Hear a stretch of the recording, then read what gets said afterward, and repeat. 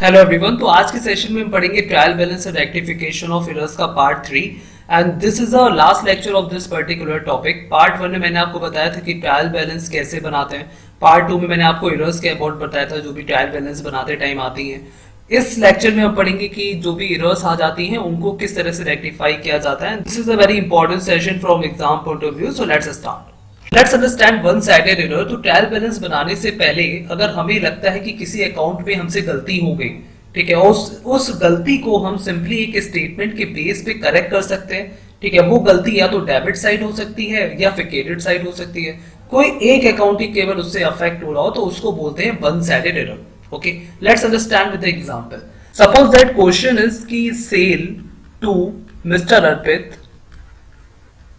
For 6,000 rupees और वो क्या हुए कि रॉन्गली पोस्ट हो गए as 9,000 rupees in Arpit account.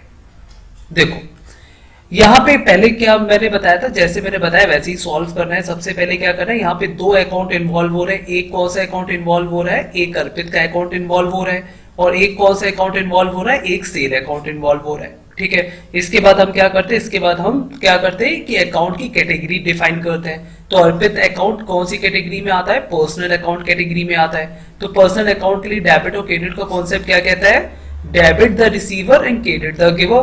Fine.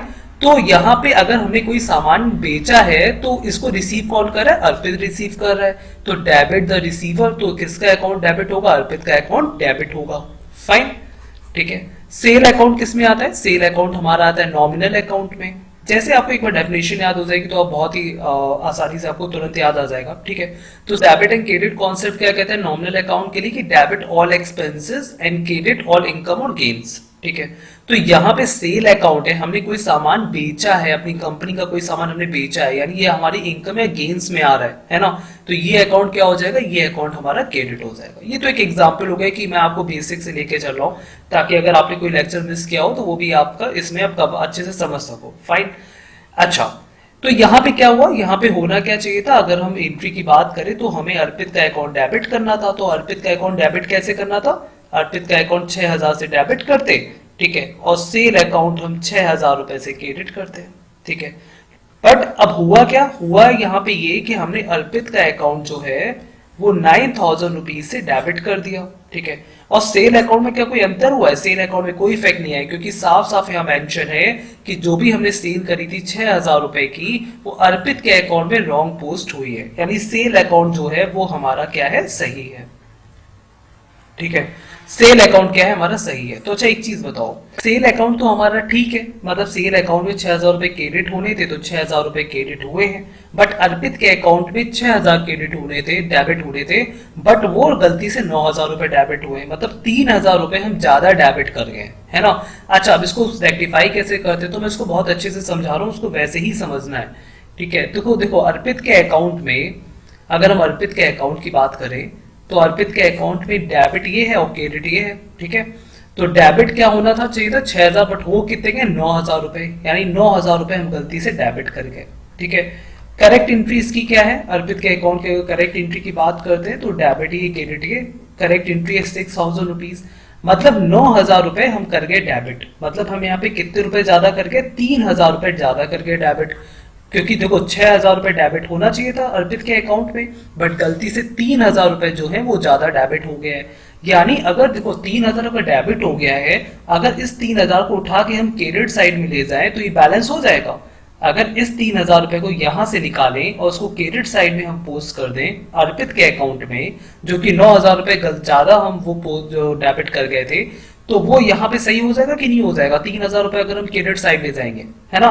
तो इसको हम क्या कर देंगे, यहाँ पे हम एक स्टेटमेंट के बेस पे अर्पित के अकाउंट को ठीक कर सकते हैं। कि स्टेटमेंट क्या देंगे, स्टेटमेंट में हम लिखेंगे कि credit the Arpit account with 3,000 rupees by mistake in posting, या फिर कहें credit the Arpit account with 3,000 rupees being the adjustment of excess debit 3,000 rupees. Okay, तो यहाँ पे स्टेटमेंट, क्योंकि जेबी के एग्जाम में स्टेटमेंट इंपॉर्टेंट नहीं है, जेबी के एग्जाम में ये एंट्री कैसे आपको कहाँ पे डेबिट और क्रेडिट करनी वो बहुत इंपॉर्टेंट है। ठीक है, इस पे बेस्ड 2 मार्क्स से क्वेश्चंस पूछेंगे वो एग्जाम में।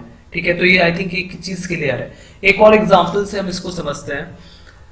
सपोज दिया होता है कि जो भी हमने सेल करी थी अर्पित को, ठीक है ना, तो sale to Arpit for 6,000 rupees, by mistake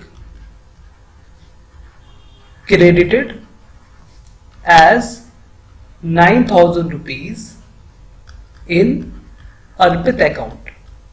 मतलब अर्पित के अकाउंट, अर्पित ने जो से अर्पित को जो भी हमने सामान बेचा था, तो अर्पित के अकाउंट से जो डेबिट होना था 6,000 रुपए, वो डेबिट होने की बजाय वो अर्पित के अकाउंट पे हमने 9,000 रुपए से क्रेडिट और कर दिया। ठीक है, तो जैसे मैंने बताया वैसे ही करना है। अर्पित का अकाउंट, यहाँ पे 2 अकाउंट इन्वॉल्व हो रहे हैं। सबसे पहले हमें क्या पहचानना होता है कि कितने अकाउंट इन्वॉल्व हो रहे हैं, तो अर्पित का अकाउंट इन्वॉल्व हो रहा है और सेल अकाउंट इन्वॉल्व हो रहा है। ठीक है, फिर डेबिट और क्रेडिट का कॉन्सेप्ट हमें समझना होता है। तो अर्पित के अकाउंट में क्या होना था, डेबिट और क्रेडिट की अगर हम बात करें, तो अर्पित के अकाउंट में जो हमने जो करा है वो क्या करा है, 9,000 रुपए क्रेडिट कर दिए हैं। ठीक है, जबकि ये नहीं होना चाहिए था। होना क्या चाहिए था, होना ये चाहिए था कि डेबिट और क्रेडिट यहाँ पे लिख लेते हैं। ठीक है, तो होना ये चाहिए था कि 6,000 रुपए यहाँ पे होने चाहिए थे डेबिट साइड में, क्योंकि हमने सेल करी है ना, हमने उसको सामान बेचा है और अर्पित ने वो सामान रिसीव किया है, तो डेबिट द रिसीवर, अर्पित क्योंकि पर्सनल अकाउंट में है। फाइन, तो 9,000 रुपए से क्या है, क्रेडिट हमने कर दिया, जबकि होना यहाँ पे 6,000 रुपए चाहिए था। तो अब आप यहाँ पे क्या करोगे, देखो 9,000 रुपए का हमने गलती से क्रेडिट कर दिया है, पूरा 9,000 रुपए क्रेडिट कर दिया है, तो वो गलती सुधारने के लिए हम इस क्रेडिट को डेबिट साइड ले आए अगर। ठीक है, तो 9,000 रुपए क्या हो जाएगा, कैंसिल हो जाएगा। First thing. सेकेंड थिंग क्या, डेबिट साइड और क्या होना चाहिए, 6,000 रुपए और होने चाहिए। मतलब 9,000 रुपए तो ये हो गए और 6,000 रुपए और होने चाहिए थे, यानी 6,000। मतलब अगर हम अर्पित के अकाउंट को 15,000 से डेबिट कर देंगे तो हमारी जो एंट्री जो हमने एरर करी वो रेक्टिफाई हो सकती है। फाइन है, तो यहाँ पे हम एक स्टेटमेंट के बेस पे अर्पित के अकाउंट को ठीक कर सकते हैं ना। क्या लिखेंगे यहाँ पे कि debit the Arpit account with 15,000 rupees due to mistake in posting. इसके बाद नेक्स्ट एग्जांपल और देखते हैं जो मैकमिलन बुक में दिया हुआ है। मैकमिलन बुक में एक एग्जांपल दिया है, इसमें लिखा हुआ है कि rent paid 90 rupees posted as 900 rupees. मतलब हमने रेंट जो है जो 90 रुपीज पे किया था, मतलब हम पे कर चुके हैं रेंट। ठीक है, देखो जब भी कोई अकाउंट दूसरा नहीं दिया, हमें 2 अकाउंट ढूंढने होते ना। यहाँ पे एक अकाउंट कौन सा है, एक तो अकाउंट में रेंट अकाउंट दिख रहा है और दूसरा अकाउंट कौन सा होगा, दूसरा कुछ दिख रहा है नहीं, क्योंकि हमने रेंट पेड करा है, हमने कैश में रेंट पेड करा है ना। तो कैश अकाउंट यानी रेंट अकाउंट और कैश अकाउंट, यहाँ पे 2 अकाउंट है जो डेबिट और क्रेडिट में आएंगे। तो रेंट अकाउंट किसमें, डेबिट में, और कैश अकाउंट हम क्रेडिट करेंगे। फाइन, क्योंकि रेंट क्या है, रेंट एक एक्सपेंस है। एक्सपेंस कौन सा अकाउंट होता है, नॉमिनल अकाउंट होता है। नॉमिनल अकाउंट का क्या कहता है, डेबिट ऑल द एक्सपेंसेस। तो रेंट अकाउंट क्या होगा, डेबिट होगा, और कैश अकाउंट यहाँ पे क्रेडिट होगा। फाइन, आई होप ये चीज अंडरस्टैंडेबल है। ठीक है, तो देखो कैश तो हम दे चुके हैं, मतलब हमने 90 रुपए तो दे दिए होंगे, है ना, 90 रुपए तो हम दे चुके हैं। लेकिन रेंट अकाउंट में 90 रुपए में पोस्ट करने थे, बट गलती से हम 900 रुपए पोस्ट कर गए। मतलब हम क्या कर गए, देखो यार, मतलब हम क्या कर गए, रेंट अकाउंट में डेबिट और क्रेडिट बोल रहे हैं, तो रेंट अकाउंट में 900 रुपए डेबिट कर गए। ये हमसे गलत हो गया। होना क्या चाहिए था, होना चाहिए था डेबिट ये है, क्रेडिट ये है। ठीक है, होना सिर्फ 90 चाहिए था। ठीक है, अब हमें अब ये बताओ कि हम कैसे इस गलती को सुधार सकते हैं। देखो यहाँ पे 90 रुपीज होना चाहिए था, है 900 रुपए हम कर गए, यानी अगर 900 में से 90 सब्ट्रैक्ट करेंगे तो हम गलती से 810 रुपए जो है ज्यादा पोस्ट कर गए। उस 810 को जो ज्यादा पोस्ट कर दिया उसको हम कैसे रेक्टिफाई कर सकते हैं, सिंपली अगर इस प्लस 810 को हम क्रेडिट साइड लिए हैं तो हम इसको रेक्टिफाई कर सकते हैं कि नहीं कर सकते हैं, है ना।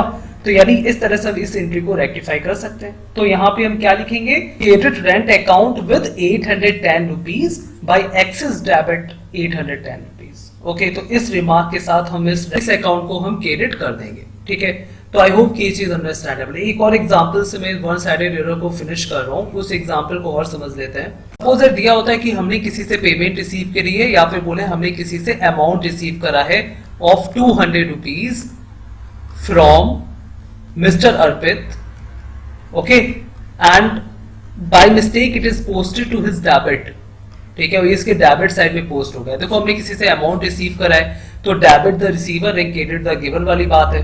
तो क्रेडिट द गिवर मतलब अर्पित यहाँ पे 200 रुपए अर्पित ने मुझे दिए, या फिर हमें दिए, या फिर किसी को भी दिए। ठीक है, यहाँ पे पर्टिकुलर नाम नहीं दिया, मतलब यहाँ पे 2 अकाउंट इन्वॉल्व हो गए। कौन कौन से अकाउंट इन्वॉल्व हो जाएंगे, एक तो अर्पित का अकाउंट इन्वॉल्व हो जाएगा और एक यहाँ पे कैश अकाउंट इन्वॉल्व होगा ना। तो अर्पित का अकाउंट क्या होगा, क्योंकि अर्पित ने 200 रुपए दिए, credit the giver, debit the receiver and credit the giver, तो अर्पित का अकाउंट यहाँ पे क्रेडिट हो जाएगा, है ना, और कैश अकाउंट यहाँ पे डेबिट हो जाएगा। ठीक है, तो हम कैसे लिखेंगे, कैश अकाउंट डेबिट और अर्पित का अकाउंट क्रेडिट। ठीक है, फाइन।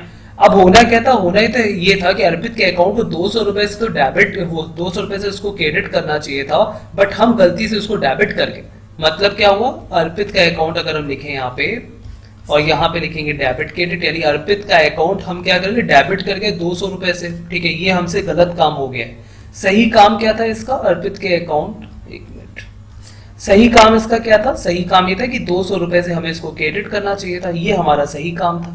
ठीक है, तो जो हमसे गलती हुई इसको कैसे सुधारेंगे, 200 रुपए डेबिट करके, तो 200 को पहले हम यहाँ पे ले आओ।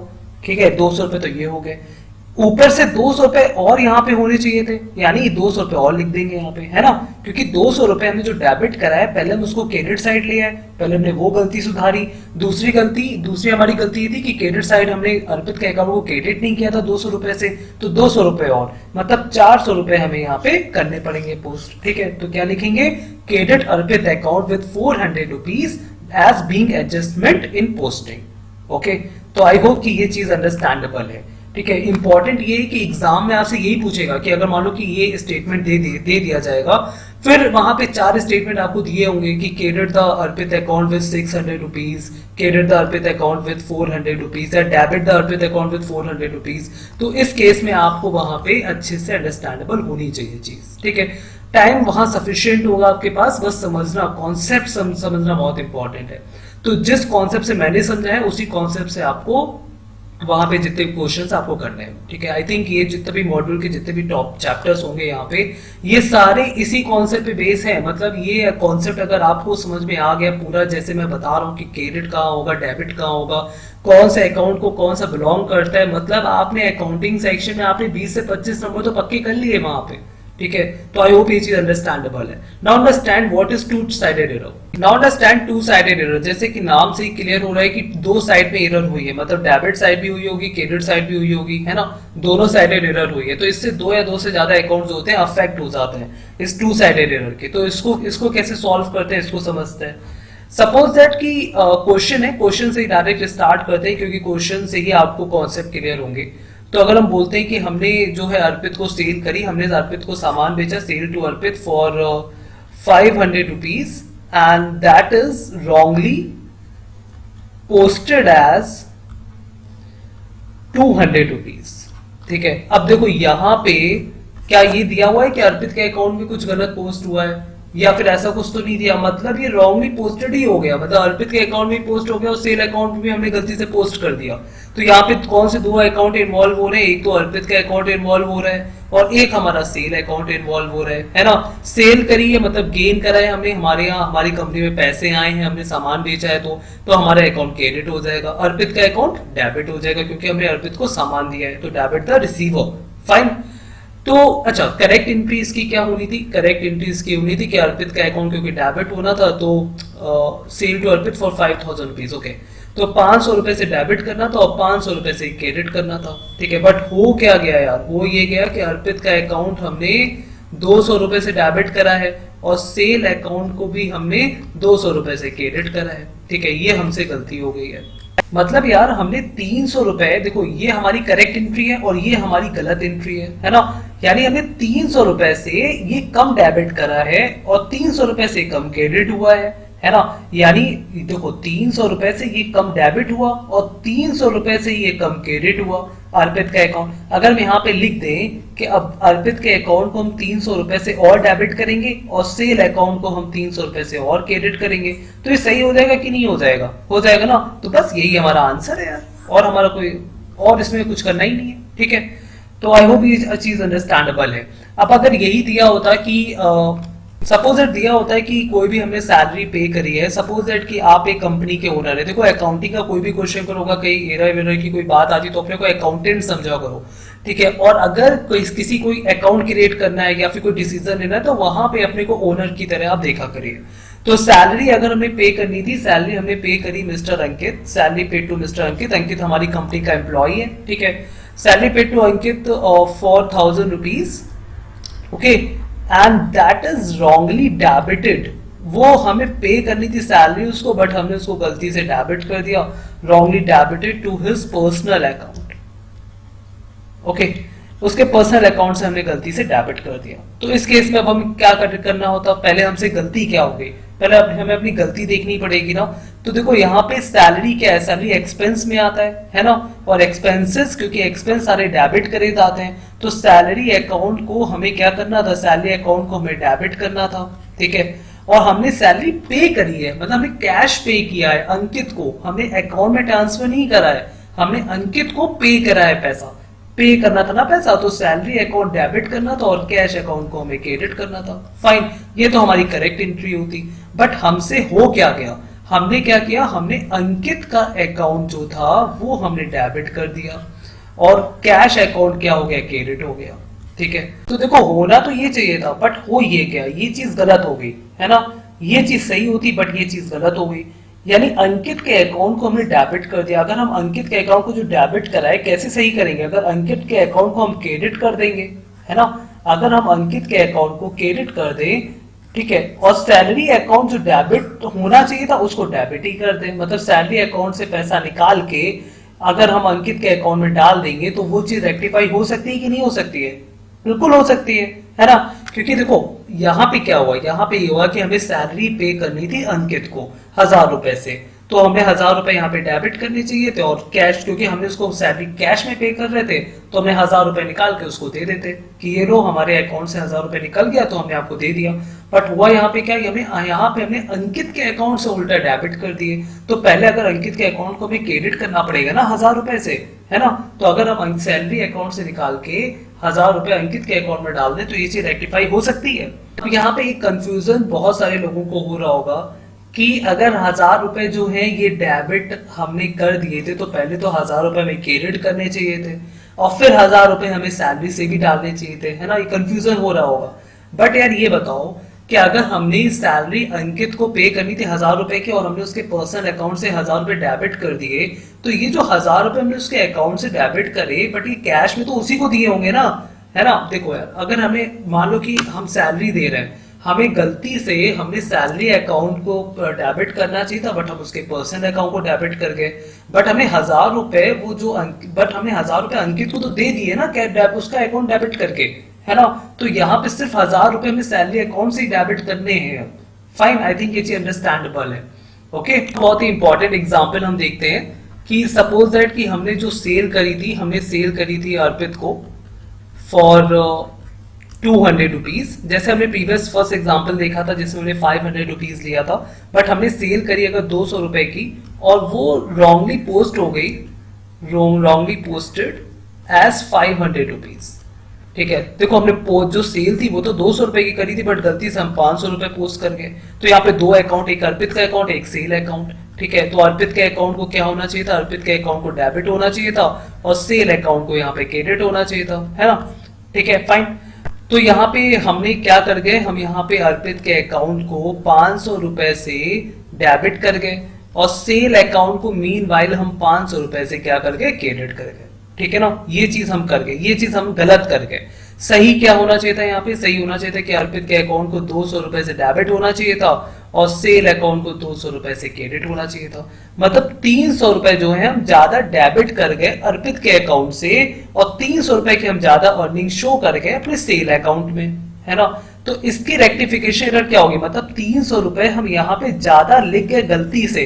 अगर कोई चीज गलती करी है तो उसको हम कैसे रेक्टिफाई करेंगे, हम करेंगे सेल अकाउंट को अगर 300 रुपए से हम क्या कर दें, डेबिट कर दें, क्योंकि यहाँ पे 300 रुपए ज्यादा पोस्ट कर गए ना हम अपने सेल अकाउंट में, हमने अर्पित का अकाउंट 300 रुपए से ज्यादा डेबिट कर दिया है, मतलब 300 रुपए हम ज्यादा यहाँ डेबिट कर गए, यानी इसको हम क्या कर देंगे, क्रेडिट कर देंगे, ठीक है। तो to Arpit account with 300 rupees, ठीक है। आई होप ये चीज अंडरस्टैंडेबल है। तो यहाँ पे कैसे करेंगे, एग्जाम में ऐसे क्वेश्चन आएंगे दो मार्क्स के, वहां पे आपको ऐसे ही 4 ऑप्शन दिए होंगे कि कैसे इसकी एरर्स, कैसे इसकी एंट्री क्रिएट करेंगे आप। तो यहाँ पे कैसे एंट्री क्रिएट होगी कि सेल अकाउंट तो डेबिट होगा और अर्पित का अकाउंट क्रेडिट होगा, ठीक है। आई होप ये चीज अंडरस्टैंडेबल है। तो अंडरस्टैंड सस्पेंस अकाउंट क्या होता है, देखो ट्रायल बैलेंस बनाने से पहले अगर कोई एरर आ जाती है तो उसको रेक्टिफाई कर लेते हैं, है ना। और ट्रायल बैलेंस बनाने के बाद अगर टू साइडेड एरर होती है उसको भी सॉल्व कर लेते हैं। बट अगर मान लो कि ट्रायल बैलेंस हमने बना लिया है और फिर भी कोई एक्सेस डेबिट आ रहा है या फिर डेबिट में कम आ रहा है या क्रेडिट में कोई डिफरेंस आ रहा है, तो डेबिट और क्रेडिट में जब डिफरेंस आ जाता है तो वहां पे हम जो भी डिफरेंस अमाउंट होता है उसको हम, क्योंकि हम ट्रायल बैलेंस बना रहे हैं तो उस अमाउंट को हमें कहीं ट्रांसफर तो करना पड़ेगा ना, तो उसको जिस अकाउंट में ट्रांसफर करते हैं उसी को सस्पेंस अकाउंट कहते हैं। देखो अभी तक हमने सीखा one sided error, two sided error को कैसे रेक्टिफाई करते हैं। बट अगर हमारा ट्रायल बैलेंस प्रिपेयर हो जाता है और उसके बाद डेबिट साइड और क्रेडिट साइड में कोई डिफरेंस आता है तो वहां से हमें ये जो डिफरेंस है उसको एक टेम्पररी अकाउंट में ट्रांसफर करना पड़ता है। उस टेम्पररी अकाउंट को हम बोलते हैं सस्पेंस अकाउंट। फाइन। तो अगर ट्रायल बैलेंस में डेबिट टोटल ज्यादा हो, देखो ट्रायल बैलेंस बनाते हो तो ट्रायल बैलेंस से डेबिट और क्रेडिट, अगर मान लो डेबिट साइड ज्यादा आ रहा हो मतलब डेबिट साइड को +50 आ रहा हो, फाइन, ठीक है, तो हम क्या करेंगे, हम इस +50 को सस्पेंस अकाउंट के क्रेडिट साइड में रख देंगे। बट अगर मान लो ट्रायल बैलेंस में क्रेडिट साइड वाला पार्ट ज्यादा और आ रहा हो तो हम उसको सस्पेंस अकाउंट के डेबिट साइड में रख देंगे। बस इतनी सी थ्योरी है इसमें कुछ ज्यादा कुछ है नहीं। फाइन। तो फाइनल अकाउंट बनाते समय अगर सस्पेंस अकाउंट में कोई भी बैलेंस रह जाता है, ठीक है, फाइन, अगर कोई भी बैलेंस सस्पेंस अकाउंट में रह जाता है तो फिर हम उसको अपनी एसेट साइड में दिखा देते हैं। और एसेट साइड में क्या हम दिखाते हैं, जो भी हमारे डेबिट्स होते हैं। अगर हमारा सस्पेंस अकाउंट में डेबिट साइड ज्यादा है तो हम उसको एसेट साइड दिखाएंगे, और अगर हमारा सस्पेंस अकाउंट में क्रेडिट साइड ज्यादा है तो उसको हम अपनी लायबिलिटी में शो कर देते हैं। ठीक है, तो इतनी सी थ्योरी है सस्पेंस अकाउंट की। इसको एग्जांपल से अच्छे से समझ लेते हैं तो शायद ज्यादा अंडरस्टैंडेबल होगा। ठीक है, so suppose that we had purchase goods for our company and let's say purchase of 68 rupees, okay, and that is wrongly posted to creditors account as 60 rupees।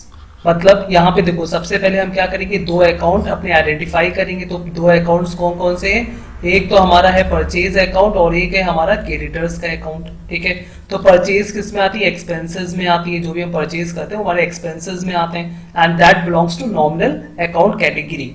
ठीक है, तो परचेज अकाउंट मतलब क्या हुआ कि यहाँ पे हम इसको डेबिट करेंगे और क्रेडिटर के अकाउंट को हमें यहाँ पे क्रेडिट करना था। ठीक है, तो देखो परचेज कह रहा है 68 रुपीज का जो परचेज था वो क्रेडिटर के अकाउंट में 60 ही रुपीज गया है, मतलब 60 ही रुपए गया और ट्रायल बैलेंस हमारा बन चुका है। मतलब क्रेडिटर के अकाउंट में हमने गलत जो है वो क्रेडिट करा है। गलत हमने कैसे क्रेडिट करा है, मतलब 8 रुपए हमने कम पोस्ट करे हैं। ठीक है, तो क्रेडिटर के अकाउंट में हमने 60 पोस्ट कर दिया और परचेज हमारी हुई थी 68 रुपीज की। तो इसको कैसे रेक्टिफाई करेंगे, क्योंकि ट्रायल बैलेंस बन चुका है तो अब जो भी 8 रुपए की जो भी कमी है तो हम क्या करेंगे, अपने सस्पेंस अकाउंट से उस 8 रुपए को डेबिट कर देंगे और उसको हम क्रेडिटर के अकाउंट में क्रेडिट कर देंगे। बस इतना ही, और कुछ नहीं है इसमें। ठीक है, देखो यार ध्यान से समझो इस चीज को कि अगर हम ट्रायल बैलेंस बना रहे हैं और डेबिट और क्रेडिट इधर लिख रहे हैं, ठीक है, तो डेबिट में हमारा यहाँ पे 68 है और क्रेडिट में हमारा यहाँ पे 60 दिखा रहा था। तो 8 रुपए का जो है ये फर्क आ रहा था ना, इस फर्क को कैसे सॉल्व करेंगे। तो जब हमने इसके सारे वाउचर्स चेक करे तो हमें पता चला कि यार हमने एक परचेज करी थी 68 रुपीज की, उसको हमने गलती से 60 रुपीज पोस्ट कर दिया था। अब इस 8 रुपए को हम कैसे सही करेंगे, इस 8 रुपए को कैसे सही करा जा सकता है, जब हम सस्पेंस अकाउंट से 8 रुपए निकाल के इस क्रेडिटर के अकाउंट में 8 रुपए डाल दें, है ना, तभी तो बैलेंस होगा ना। तो इस तरह से हम इस सस्पेंस अकाउंट के जो भी क्वेश्चन है उसको सॉल्व करेंगे। एक और एग्जांपल समझते हैं। नाउ अंडरस्टैंड कि अगर हमने कोई भी गुड्स अपनी कंपनी का जो है वो सोल्ड करा है किसी XYZ लिमिटेड को, ठीक है, किसी XYZ लिमिटेड को फॉर 620 रुपीज, और जो फिर बताया गया है कि जो सेल बुक है उसमें तो हमने करेक्टली इसको इंटर्ट करा है, सेल बुक में हमने करेक्ट इंटर्ट करा है, बट हमने XYZ लिमिटेड का जो अकाउंट था जो हमें डेबिट करना था उसमें हमने गलती से 260 रुपीज में पोस्ट कर दिया है। ठीक है, देखो good sold to XYZ limited for 620 rupees correctly entered in sales book but wrongly posted as 260 rupees in XYZ limited account. ठीक है, तो इसको किस तरह से सॉल्व करेंगे, दो अकाउंट्स हमें यहाँ पे लेने हैं। एक अकाउंट है XYZ लिमिटेड का और एक अकाउंट है जो हमारी सेल अकाउंट है। ठीक है, तो XYZ लिमिटेड का अकाउंट डेबिट होना था, सेल अकाउंट हमारा क्रेडिट होना था। फाइन, तो सेल अकाउंट में हमें 620 रुपीज से क्रेडिट करना था और एक्स वाई जेड लिमिटेड को भी हमें 620 रुपीज से डेबिट करना था, तो हमारा सही एंट्री होती। बट हमने क्या कर दिया यार, हमने एक्स वाई जेड लिमिटेड में 260 रुपीज से डेबिट करा और सेल अकाउंट हमारा क्योंकि सही इंटर था तो इसको हम वैसे ही रहने देंगे। तो सिर्फ अगर हम एक्स वाई जेड लिमिटेड की बात करें यहाँ पे, तो देखो डेबिट ये है, क्रेडिट ये है, हमसे क्या हो गया, हमने 260 रुपीज जो थे वो यहाँ पे देखो ट्रायल बैलेंस बनाने के बाद सस्पेंस अकाउंट का इन्वॉल्वमेंट होता है, इस चीज को समझना। एग्जाम में जो क्वेश्चन आएगा वो लिख के आएगा कि after preparation of trial balance, ठीक है, तो वहां पे इस क्वेश्चन को कैसे सॉल्व करना है, वहां पे सस्पेंस अकाउंट कैसे इन्वॉल्व होता है, तो वो चीज मैं बता रहा हूँ। फाइन, तो हमने क्या कर दिया, हमने एक्स वाई जेड लिमिटेड का जो अकाउंट था वो 260 रुपीज से डेबिट कर दिया। ये चीज गलत हो गई। होना क्या चाहिए था, होना ये चाहिए था कि एक्स वाई जेड लिमिटेड का जो अकाउंट है वो डेबिट कितने से होना चाहिए था, 620 रुपीज से होना चाहिए था। फाइन, मतलब हमने 360 रुपीज जो है वो कम डेबिट करे हैं, मतलब 360 रुपीज और यहाँ पे डेबिट होते तो यहाँ 620 रुपए हो जाते ना, हो जाते कि नहीं हो जाते, ठीक है। तो इसको हम कैसे सॉल्व कर सकते हैं, इसको हम लिखेंगे कि एक्स वाई जेड लिमिटेड का अगर अकाउंट हम 360 रुपीज से डेबिट कर दें, ओके, एंड क्योंकि अब ट्रायल बैलेंस बन चुका है तो अब हम सस्पेंस अकाउंट में पैसा ट्रांसफर करेंगे और सस्पेंस अकाउंट को हम 360 रुपीज से क्रेडिट कर दें, तो ये जो हमारी एंट्री है ये रेक्टिफाई हो जाएगी, ठीक है। स्टेटमेंट क्या लिख देंगे, being less amount posted to debit of X Y Z now rectified, ठीक है। तो आई होप ये अंडरस्टैंडेबल है। देखो हमने यहाँ पे क्या किया, क्योंकि हमें बताया गया था सेल अकाउंट हमारा सही है तो हमने उसको सही रखा। एक्स वाई जेड लिमिटेड की बात आ रही थी तो हमसे गलती क्या हुई थी, हमें वो गलती देखनी थी। 360 रुपीज यहाँ पे हमने कम पोस्ट करे थे, कम पोस्ट करे थे मतलब क्या, हमें 360 रुपीज और डेबिट करने थे X Y Z limited company से, तो और डेबिट करके हम डालेंगे कहाँ पे, क्योंकि हम ट्रायल बैलेंस बना चुके हैं तो हम एक टेम्परेरी अकाउंट में इसको पोस्ट कर देते हैं, that is suspense account, okay. तो आई होप ये लेक्चर आपके लिए अंडरस्टैंडेबल है और इस पूरे टॉपिक से, इस पूरे चैप्टर से कम आपको 10 से 15 क्वेश्चन जो है एग्जाम में मिलेंगे और इस कॉन्सेप्ट पे आपको कम से कम 20 से 25 क्वेश्चन जो है जेबी के अकाउंटिंग सेक्शन पेपर में आपको मिलेंगे, okay. So that's all for this lecture. I hope कि आपको वीडियो ये अच्छी लगी है, तो वीडियो अच्छी लगी तो वीडियो को लाइक करिए और चैनल को सब्सक्राइब करिए जिससे कि आपके पास नेक्स्ट वीडियो का नोटिफिकेशन आ पाए, ओके। एंड इस वीडियो को अपने दोस्तों के साथ भी जरूर शेयर करिए।